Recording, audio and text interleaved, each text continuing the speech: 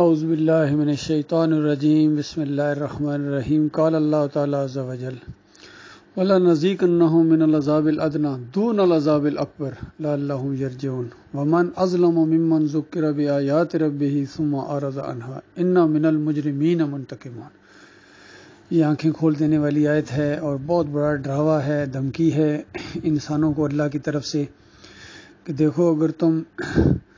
ایمان عقیدے کی بات کو نہیں سمجھتے ہو، نہیں مانتے ہو اور اس کو اہمیت نہیں دیتے ہو، اپنے مالک اور خالق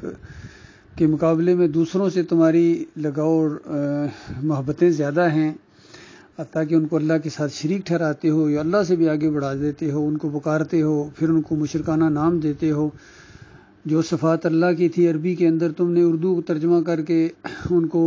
غیر اللہ کے اندر دے دی، اور کسی کو داتا، کسی کو دستگیر، کسی کو مشکل کشا، کسی کو حاجت روا۔ حالانکہ یہ وہ نام ہے جو اللہ نے نہیں رکھے، اور نہ ہی کبھی کسی گھرانے میں کسی بچے کا یہ نام رکھا گیا ہے کہ بچہ پیدا ہوا ہے، یہ جی غوث الاعظم ہے جی، یہ مشکل کشا پیدا ہو گئے جی، یہ داتا ہیں جی، یہ غریب نواز ہیں، یہ کھوٹی کھری کرنے والے ہیں۔ یہ نہیں ہوتا ہے،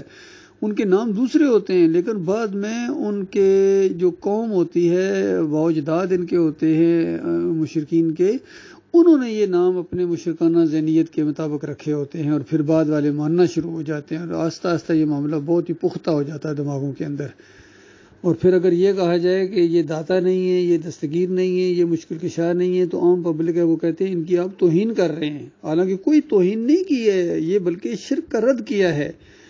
اور ان کی اصلی حیثیت بتائی ہے کہ یہ بندے ہیں سارے، اس میں اگر جو نیک ہیں تو اللہ نے ان کے اوپر کرم کیا تھا، اور باقی اگر کوئی نیک نہیں ہے اس کو بھی تم نے اپنی مرضی سے اپنا بنا لیا ہے،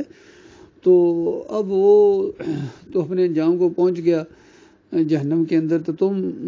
اس کو اب نہیں بچا سکتے ہو، بلکہ تمہاری شرک اور کفر کی وجہ سے اس کے عذاب کے اندر اور اضافہ ہوتا ہے، کیونکہ وہ خود اسی طرح کا بندہ تھا، اسی طرح اگر چاہتا تھا۔ باقی جو نیک لوگ ہیں، انبیاء ہیں، انبیاء کے ساتھی صحابہ کرام خاص کر، تو انہوں نے تو اس چیز کی تعلیم ہی نہیں دی تھی۔ تو یہ آج جو عذاب کی لپیٹ میں ہے یہ پورا ملک، اور دوسری جگہوں پر بھی یہ سیلاب کے ریلے آ رہے ہیں، دیکھ کے عقل حیران ہو جاتی ہے کہ اللہ تعالیٰ کی یہ کیسا نظام ہے۔ اس سے پہلے جو زلزلے کے ساتھ تباہی آئی تھی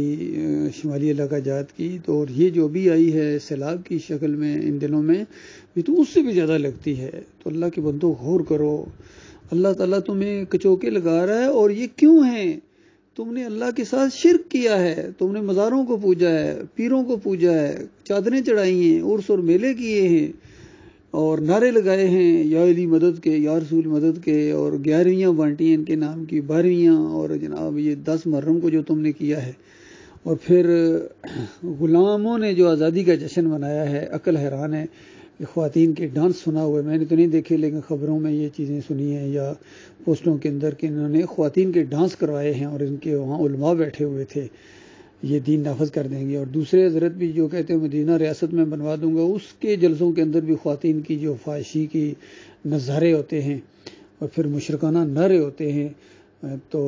یہ بھی ہے کہ یہ وجہ ہے جس کی وجہ سے اللہ کے عذاب کی لپیٹ میں ہو، اور یہ بالکل آغاز ہے، ایک ہلکی سی جھلک ہے۔ اصل جو تمہاری درگت بنے گی نا، تمہاری خبر لی جائے گی وہ مرنے کے بعد، جیسے مرو گے بے ایمانو، چاہے تم دنیا میں بڑے اعلیٰ حضرت تھے یا ابو الاعلیٰ تھے یا وزیر اعظم تھے، صدر تھے، چیف آف آرمی سٹاف تھے، بڑے بریگیڈیئر تھے، بڑے جناب ایس ایچ او سے بھی اوپر S P, D S P, اور پتہ نہیں کیا کیا ان کے آئی جی اور ڈی آئی جی، سارے کے سارے جو بھی ان میں سے عقیدے کی خرابی کے اندر مرے گا وہ آگ میں چلا جائے گا۔ اللہ کے بندو غور کرو، اور یہ دیکھو کس طرح شیطان فراڈ کرتا ہے، اور دھوکے میں تم آئے ہوئے ہو۔ ابھی سیلاب کے اندر بے شمار مرتے ہیں، اور حالانکہ مختلف قسم کے شرکی عقیدے رکھنے والے یہ لوگ ہیں، انہی میں یہ سارے لوگ ہیں، کوئی بریلوی ہے، کوئی دیوبندی ہے، کوئی اہل حدیث ہے، کوئی شیعہ ہے، کوئی قادیانی ہے، کوئی عیسائی ہیں۔ بہرحال جو مرتا ہے وہ جی حدیث میں آیا کہ جو ڈوب کے مرے گا وہ شہید ہے، اور تمہارے لیے نہیں ہے، وہ مخلص مومنوں کے لیے ہے۔ مخلص مومنوں جو شرک کے دشمن ہوں، مومن ہوں، اللہ کے بندے ہوں، یہ ان کے لیے ہے کہ جو ڈوب کے مرے گا وہ شہید ہے، جو دب کے مرے گا وہ شہید ہے، تعاون میں جو مرے گا وہ شہید ہے۔ جو پیٹ کی بیماری میں مرے گا شہید ہے، خواتین اگر ڈلیوری کے کیس میں فوت ہو جاتی ہیں وہ شہید ہیں، اور باقی جو تبلیغ کے لیے بھی جاتا ہے وہ تو بہت ہی اونچے درجے کا شہید ہے، خالص توحید کی تبلیغ کرنے کے لیے، رد شرک کے لیے، اللہ کے دین کی سربلندی کے لیے تبلیغ کرنے جاتا ہے، حالانکہ جنگ نہیں ہے ابھی، تو وہ بھی اگر مارا جائے، کوئی اس کو اللہ کا دشمن مار دے، کوئی مسلک پرست، کوئی پیر پرست، کوئی فرقہ پرست اس کو مار دے کسی طریقے سے، تو یہ بھی شہید ہے، اور وہ اگر آخری مرحلے میں دعوت داخل ہو جائے قتال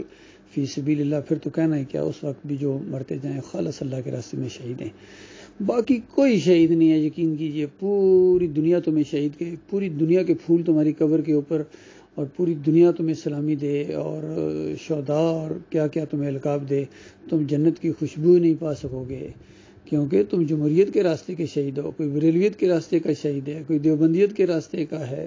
کوئی اپنے وطن کے لیے لڑتا ہے، وطن کی محبت، وطن کی محبت، وہ ترانے بھی ہیں اس طرح، بھائی ایمان پہلے ہے، وطن بعد میں ہے، لیکن یہ کہتے نہیں، وہ جو کسی شاعر نے کہا نا کہ ان تازہ خداؤں میں بڑا سب سے وطن ہے، جو پیرہن اس کا ہے وہ مذہب کا کفن ہے، یہ بالکل یعنی الٹی چیز ہے۔ دین اسلام کے اندر وطن کی محبت وہ اللہ کی وجہ سے، توحید کی وجہ سے، کہ اس علاقے کے اندر اللہ کی بندگی ہوتی ہے، یہ ہمارا وطن ہے، ہم اللہ کی بندگی کریں گے، اور یہ کافر مشرک آ رہے ہیں، اس کی حفاظت میں جب مارا جائے گا وہ شہید ہے، اپنی جان کی حفاظت میں جو مارا جائے گا وہ بھی شہید ہے، مال کی حفاظت میں مارا جائے وہ شہید ہے۔ یہ صرف مومنوں کی بات ہو رہی ہے، باقی یہ 11ویں کرنے والے، عرس اور میلے کرنے والے، یا علی مدد کی پکاریں لگانے والے، یا رسول مدد کی پکاریں لگانے والے، اور محرم کی حلیم گھوٹنے والے، شربت پینے والے، گھوڑے کو پوجنے والے، اور قبروں کے اوپر چادریں چڑھانے والے، یہ مریں گے تو پوری دنیا ان کا جنازہ پڑے، ان کو معافی نہیں ملے گی، ہمیشہ کی آگ میں رکھے جائیں گے۔ تو یہ مسئلہ ہے تمہارا، اس وجہ سے تمہارے اوپر اللہ کے عذاب آ رہے ہیں، کبھی طوفانوں کی شکل میں، کبھی سیلاب کی شکل میں، کبھی پانی کی قلت ہو جاتی ہے، ترستے ہو پانی کو، نہیں پانی ملتا ہے، کبھی جب اکتا بھی جاتے ہو تو بارشیں نہیں تھمتی ہیں، اور اوپر سے سیلاب کے ریلے آتے ہیں، بلڈنگیں اس طرح نیچے جائیں، کتنی تکلیف ہوگی ایسے لوگوں کو جو عام حالات میں ذرا برابر کسی غریب کو 1 روپے کا ڈسکاؤنٹ نہ کریں، لیکن جب کروڑوں کی جائیدادیں اپنی آنکھوں کے سامنے برباد ہوتی دیکھی ہوں گی تو کیسی ان کے اوپر چوٹ پڑے گی۔ یہ اللہ کا عذاب ہے، یہ اللہ کا عذاب ہے۔ ہاں، ان کے اندر جو مومن بھی اس لپیٹ میں آ گئے، ان کے لیے وہ اللہ کی رحمت بن جائے گی، اگر کوئی مر گئے وہ شہید ہیں۔ ان سیلاب کے اندر کوئی مرے ہیں جو جن کا عقیدہ ٹھیک ہے وہ شہید ہیں، جو دب کے مرے ہیں وہ شہید ہیں۔ عقیدے بنیاد عقیدہ ہے، ایمان ہے، یاد رکھیے۔ اللہ تعالیٰ غور و فکر کرنے کی توفیق عطا فرمائے۔